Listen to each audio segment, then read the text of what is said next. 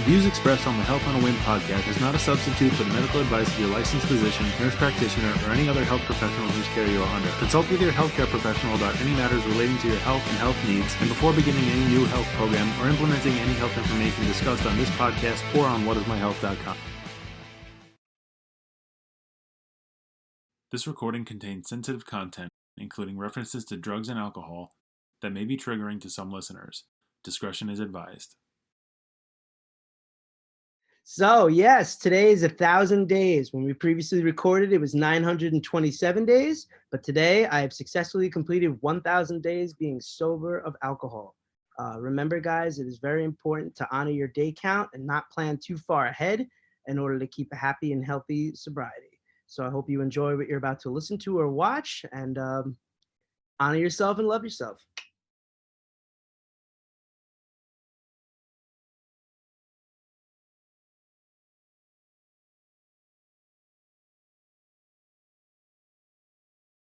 All right, we're here for the 19th episode of the Health on a Whim podcast. Host Mike Trovato here with my guest today, my good longtime friend, Rich Schutt.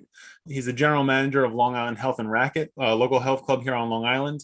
You've been working at the health club you started there when we were in high school? I started actually July 2nd, 2002. So next year will be 20 years. And you started out as the swim instructor, right? I actually started out as maintenance for one day, and then actually another manager and decided to pick me up and said, would I like to work fitness? And I was like, okay, sure. So I ended up working the weight room first, and then when I turned 17, I got my certification to teach swim lessons, and I did that most of through high school and then through college. Okay, so you were there a little bit before you actually started teaching swim, because I remember you've been. I mean, I know you've been teaching swim for forever, basically. I didn't realize that you hadn't started initially at the health club doing that. But fun, interesting fact: my very first job there was when I was 12. I was actually a clown. They paid me to be a clown and just basically dress up, the hair, the makeup, and everything, and just kind of dance around as they were having a membership appreciation party. So I just stood there and handed out flyers. Okay. Unpaid, but, happy because they knew I was wacky. I was doing I'd help out with the birthday parties. So right. Just it was like, hey, you want to do this? And I said, sure. I got to be honest with you. I've thought about inviting you onto the podcast for probably about a year and a half now, or 2 years now. And I didn't ask you until a couple of weeks ago. I guess partially because the nature of what I wanted to talk to you about. I know it's such a personal thing.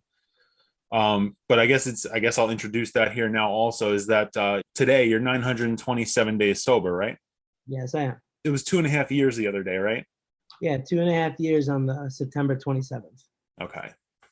So I thought that sobriety and addiction was an important topic, and being that we've been friends for we've been friends for like 25 years now. Yeah, I think so. Yeah. You've been better with numbers than I. Yeah, no, that's true. Yeah, it was the summer of 97, so we're going on 24 plus years now. But before we get into all that, the basis of our friendship was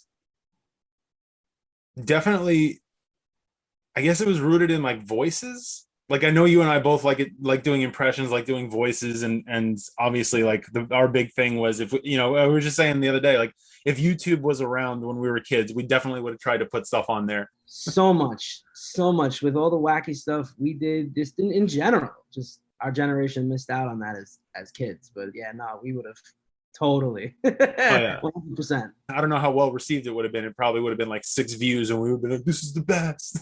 Oh no, totally. 1 view, we would just been sitting there. Yeah, and every time we refresh, it's like it keeps going up, and it would just be us. Yeah, exactly. But I still have those recordings on cassette somewhere. I don't know where exactly, but somewhere I have like a little case of old cassettes, and those recordings are on there. I should probably upload them and try to like digitize them. That would be insane. I gotta figure. I'm sure there's some kind of a like USB cassette adapter out there now that I could probably buy on. There's gotta be. I actually have Jaws because I'm a huge Jaws fan, and I have it on VHS, DVD.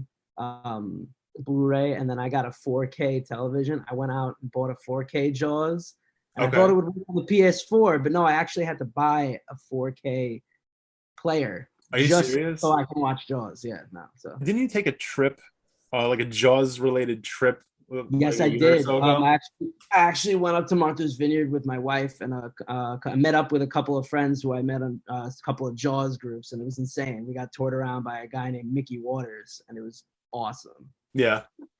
What kind of stuff did you do up there? Like, did you go to like sites where they filmed scenes from the movie? Yeah, they filmed it all up there, all up in Martha's Vineyard. So he showed us all these different sites. Obviously, not everything is still there, but you get the basic gist of it. And then Mickey was just like, "Oh, you guys want to check this out?" I'm like, "Check what out?" He's like, "Oh, it's John Belushi's grave." I'm like, "Yeah, I loved his comedy, and I loved Animal House." So Yeah. and other movies as well. So I'm going back to just kind of like making a timeline of our friendship. So we had our recordings that we did in middle school, and then and then there was the the backyard wrestling. Yeah. Oh my god. And that's those are in the archives, hopefully deep. But no, but we actually, I remember we bonded over that when we did the 10-year anniversary. Yes. You and I, Yeah. like you and I mean, we've been friends since we were about 10 years old, but I feel like there were a couple periods of time where like we kind of, not that we fully lost touch, but we weren't hanging out as much. And 10, 11 years ago, we came back together for that anniversary of when we started the backyard wrestling, and we watched the old tapes and stuff. That's when I kind of reconnected with some of the other guys. Like we would like occasionally text each other, but like I didn't really see them much in college. And then after that, we kind of picked back up. So we were doing the wrestling stuff in high school. That actually started at a Pizza Hut. It did start at a Pizza Hut. Yeah. It was the idea was born inside the Pizza Hut, and then we had our first match outside the Pizza Hut. Oh, we did. I forgot about that. It was, yeah, okay. So at that point, I hadn't actually gotten into pro wrestling, but a couple of the other guys, were into it, and they kind of sold me on it. I feel like for me, the fun part was getting to play the different characters, because there were only 6 of us, and we each played like 3 or 4 different characters. I always found that to be, I think that's one of the things I enjoyed about it the most. That and like writing the different stories and stuff. Like we tried to do real like storylines where there were rivalries, and like it was, I mean, for what it's worth, I mean, it was terrible, but it was kind of cool. Like I had well, okay, I use the word cool loosely. I enjoyed it. Like I still have a binder somewhere, probably either at my parents' house or it might be up in my attic now, of stuff that I have to go through. But I have a binder of all the old matches, like written out, like in a notebook, where I remember we did this one event where like we had these different cross matchups, like we had divisions. Like one character was in the heavyweight division, one character was in like this other division. And like I had this whole web chart of like, okay, this person can't face that person because they're the same person, and then this person's character from this division is going to cross over here and fit. And it was like this whole, I mean, I spent so much time in class just writing that stuff in my notebooks. You're very driven, man. You've always, when you like something, you go to it and you want it to be perfect. It's an awesome quality to have. That's fair. I would, it was probably a little over the top. I think I was way more into it than everybody else was, and that was kind of why I think that's how it kind of fizzled out, because it was like, all right, Mike's really into this, and I think you guys probably went along with it for a while just to humor me. I started smoking pot. I'll be honest about that. I mean, that's kind of where I went. I just kind of found myself a different crowd. It was just like, which is actually, I was going to ask, like, I figure, thinking back to it now, that was around the time where we kind of started veering off in terms of our friendship for a while. And now I realize it's because you started hanging out with a different crowd. But I also, I had no idea at the time. I guess I was just naive or whatever, or it never really occurred to me. But I had no idea that you were doing that at that point in time. I mean, I think we're going to get to the main topic of the conversation. I actually had my first drink when I was in 4th grade. I was with a kid who was 2 years older than me, and he actually took 2 Budweisers out of his grandpa's cooler. And he was like, yo, I was like, oh, my dad drinks that. I'm not supposed to drink that. He goes, oh, come on, let's go drink one. I'm like, all right, whatever. So we went in the woods. I had mine. I was like, this is terrible. And I drank the whole thing and I threw up. And then I just didn't feel good. And I was like, that stinks. Stayed away from it. Then about like 7th grade, me and a friend that's when we started actually sneaking into my parents' not liquor cabinet yet, just in the beers that were left over. So Okay. it was like 7th grade, but it was not aggressive, but still it was like I wouldn't say every weekend, but definitely a couple times a month. I've heard other people talk about like their stories with alcohol. And by the way, this is important for anybody who's listening or watching this, but this is going to contain some sensitive topics and definitely get into some stuff that's not necessarily for everybody. So we are going to talk about what became an addiction for you and your path to recovery. But yeah, that's I know that I was one of the late bloomers in every aspect of life. I started dating people late. I didn't have my first drink. I didn't have my first drink until I was 21, which I got made fun of for a long time. But just like I always did respect that. I may have bust chops, but I always did respect that about you, bro. I always did. I appreciate that. But like for me, it wasn't like, oh, I'm doing this to be like self-righteous or anything. It's just the opportunities that never really presented themselves to me. Like I wasn't around it. I wasn't around a lot of people who did it. It wasn't in my house. I guess they were just, it wasn't something that they exposed us to for a long time as kids. I think the first time I saw my mom have a drink was at a baseball game when I was like 14. And I was like, what is that? And she's like, oh, it's a beer. And I was like, what is beer? Like it's crazy to me thinking back how long it took me to be aware that this was, these were even things that people did. But I know that that's probably not the norm. It's definitely, at least not within my circles, it's not the norm. Almost everybody else I know started drinking pretty early. So your story, I mean, I don't know about 4th grade, that, but still like middle school age is definitely, and you said you got into it. Yeah, I got into it about end of 7th grade, but that like isolated incident in 4th grade was literally just right. It was that one drink, and then it was actually my grandma, who just recently passed away. She said to me once when I got older, she said, when you were little, you said, I can't wait to grow so I could just hang out and drink beers all day. But really? I was like so excited to be able to just crack it open and just drink, even as a little kid. As you said that, it just kind of hit me like, I'm a dad now, I have kids and I know, like, I'm very aware, and my wife and I are very aware of like how what we say is influencing them and how what we do. For me, it's like I don't want to say a temper necessarily, but like I get easily flustered and frustrated by certain things. Like I think it's part of my OCD and my anxiety is just like if I get stuck on something that I can't move past, like I'll get frustrated and I'll just kind of like, without even, it's so second nature to me now, but I'll just make noises. Like I'll just go, come on. Or like I'll exclaim something that's, to me, it's nothing, but to hear my oldest now kind of mimicking that, I'm like, okay, daddy's got to get a better handle on this. Like daddy needs to find a different way to express his frustration. When I become a parent, hopefully soon, I know that will be something I need to tone myself down because I have a mouth. I mean, for you though, like you worked when you were a swim instructor, you were working with kids all the time. So I imagine that for you, hopefully it's not going to be too much of a stretch to kind of pull that back. No, because even when I was younger and still now, I always had a rule: no smoking, no drinking, no cursing in front of kids. And that goes for me or anybody that I'm with at work and in my regular day life. If I hear other people cursing, it's that, hey, like take these, or like people smoking. It's like, do you have to do that right now? Like, can you maybe just wait a little bit? Like, I'm not against it. Just hold off. We got kids. How do you, knowing that you have, like you said, you have a mouth, I have a mouth. Like I probably didn't swear until high school either because I was like I was afraid something was going to happen. I don't know what it was. I said damn once in a recording me and you made, and you gave me the nastiest look. I remember you said dang. You said, yeah, I remember I said, damn, exactly and that recording. I was like, It's damn, man, relax. Yeah, no, but I mean, again, like for me, it was an instance of exposure. Like my parents just didn't swear around us either. So like I guess you could call it sheltered in a way, but from from things that you probably don't want to do around kids, more often than not.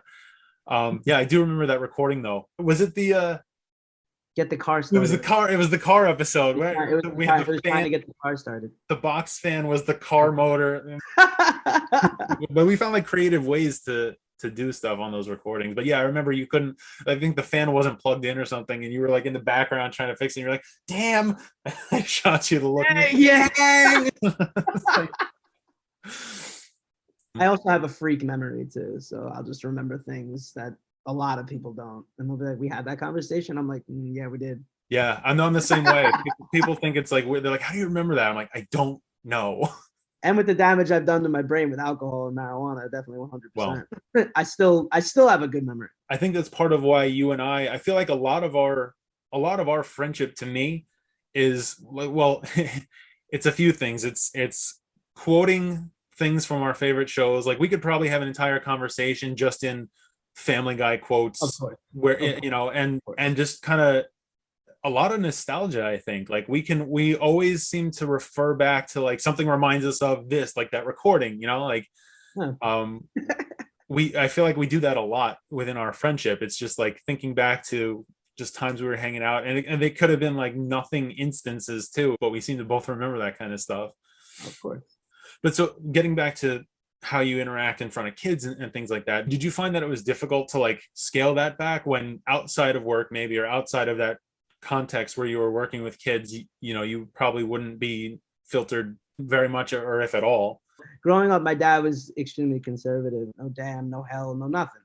So I had that inside my head somewhere. So just naturally, whenever I would work with kids, it just felt right. You know what? Like keep them innocent. So just don't be doing all that. You don't want to give them the wrong impression of what Right. certain things are, so they can hear it. And then so many other times I've heard stories with my sister with some of the things that she experienced. I was like, you know what?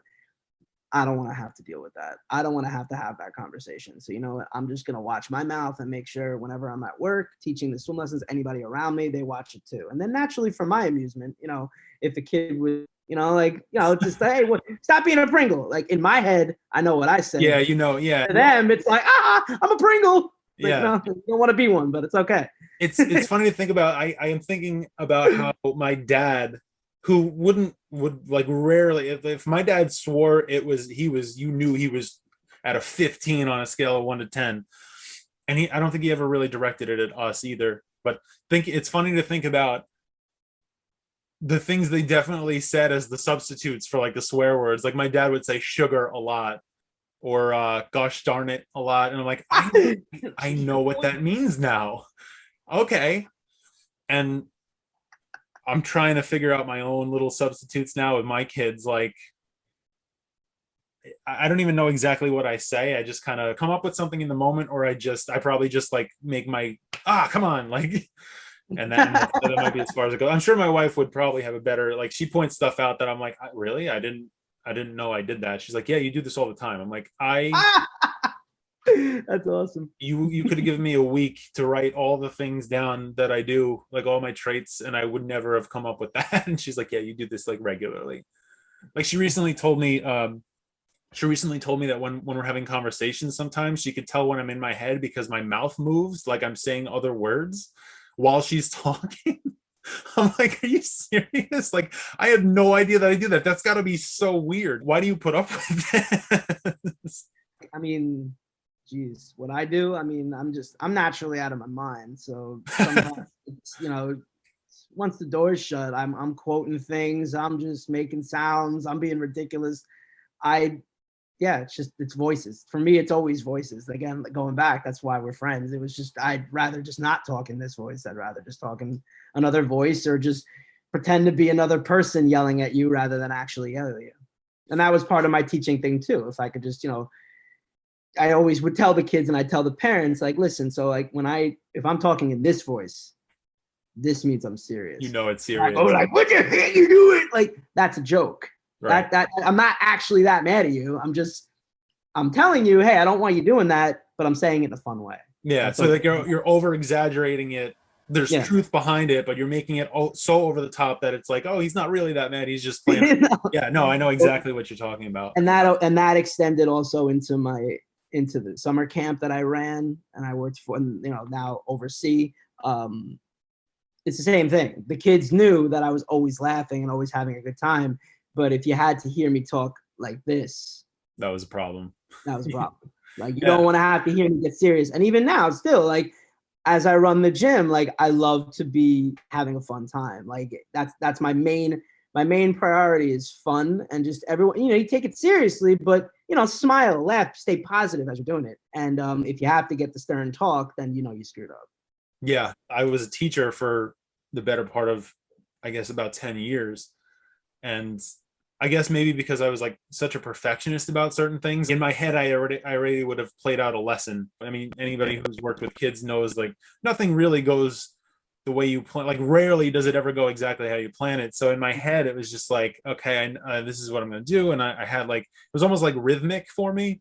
And then, at least early on, I didn't account for, well, kids have an attention span of this and you're expecting this of them. So I would find I would get flustered, and I would try to keep it positive, but there were definitely tones of voice that I would have where they knew, like, okay, Mr. T, they called me Mr. T, but they knew that I was being serious, and that they needed to, like, it would stop them in their tracks if I used certain tones, and they're like, oh, okay. Listen, mistakes happen.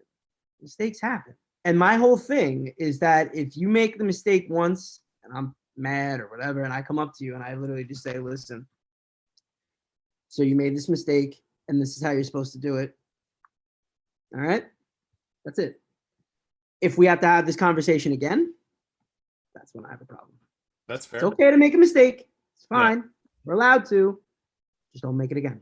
And I feel like that's especially, like, I feel like that probably sets you up in terms of like parenting. That probably sets you up in a good spot where, like, there's the learning curve, give them the learning curve, Yeah. and then learn from it. So like to be able to pull yourself back and use certain tones of voice and not swear, or in certain contexts, it takes a certain amount of restraint. It takes a certain amount of wherewithal to know, okay, I'm in this context. How easy is it for you to like turn that on and turn that off? Pretty good. Yeah. Pretty good, actually. It's very, very easy to turn it off, turn it on. I mean, sometimes I'll slip. Like, I'll just, like, I get excited and I'll be like, oh, wait, hold on. Like, you just got to give that little quick look around, that's one thing I don't tolerate either. I love an inappropriate joke. I love a joke that goes over the edge. I don't care. Like, I think that's funny, but as long as you're around the right people, and if you are around certain people, know your audience, know your environment. Don't Read the just room. come in and say something and then be like, I don't want to have that feeling that, like, oh, oops. I don't want anyone to be upset. So that kind of brings me to a question that I know, because I know you, if I'm reading the room just between you and I know we're good. But because of the context of this, and because we're putting this out there, I want to make it clear that, like, I'm not trying to be insensitive when I ask this. Not at all. Obviously, addiction is a recognized medical condition that people have. It's not, oh, this person, doesn't have self-control. You were able to show a certain amount of restraint in certain contexts. When you were getting more into, I guess, what ended up becoming problematic patterns with whether it was smoking or drinking, could you feel a change happen inside yourself? Is there a feeling that came with when you would have a drink? Am I trying to like connect two things that are totally unconnected, or is there some kind of connection? So naturally, I did not, as I already said, I did not try marijuana first. I had alcohol first. Right. I fell in love with alcohol first. And then I met marijuana and I fell in love with that. And then due to certain decisions, which we'll get to eventually later, I was not allowed to smoke pot anymore and could only drink. So in addiction, in the rooms, in wherever you are, what you learn is that it's not necessarily the alcohol, the heroin, the pills, the sex, the gambling. It's me. There's a lot of me problems. So in my life and in my story, I had a lot of problems with people leaving me, and I couldn't deal with that. And it was much easier for me to escape. And once you find something that's, you're like, wow, I could forget everything after doing this. Mm-hmm. I jumped. I jumped real quick. Now, I was afraid to advance on to other things. God bless to other people who told me, no, you shouldn't do that, Rich, because that's not gonna you won't like it, even though they ended up going to jail for it. But they looked at me and they said, Rich, don't do that. Like, you're just, and I trusted them and I believed them, and I said, okay, I'm just gonna drink, I'm just gonna smoke because it's not that bad. And I'm just gonna drink because it's socially acceptable. Now, when I was about 15, I got introduced to marijuana and I completely stopped drinking. I was like, no, like, I like pot. This is great. It's calm. I'm not a jerk.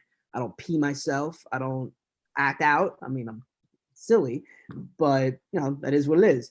And then when I got to college and I met a couple of friends, it was like, okay, I started drinking a little bit with them and started dabbling in some other into other drugs. And I was like, no, I guess this isn't really me. I mean, I like it, but I was still on the fun cloud at that point. Nothing too drastic that I haven't already dealt with by therapy, like my parents' divorce when I was in 7th grade. Like, all that stuff was kind of calmed down, simmered. Now it's like, all right, Rich, we've buried that for the moment. Let's progress. So I felt comfortable in my life. I felt comfortable with my situation. I had a really good girlfriend. I had a lot of great friends. I was going to school. So I felt like I was on top of the world. But due to a breakup, I lost my brain. I lost it. Another person left me over things I could not control. But what could I control? Alcohol. If you or someone you know is struggling with substance abuse and addiction, help is available. Visit www.help.org/drug-abuse-hotline for a complete list of resources. Stay tuned for part 2 of this episode, airing January 12th, 2022.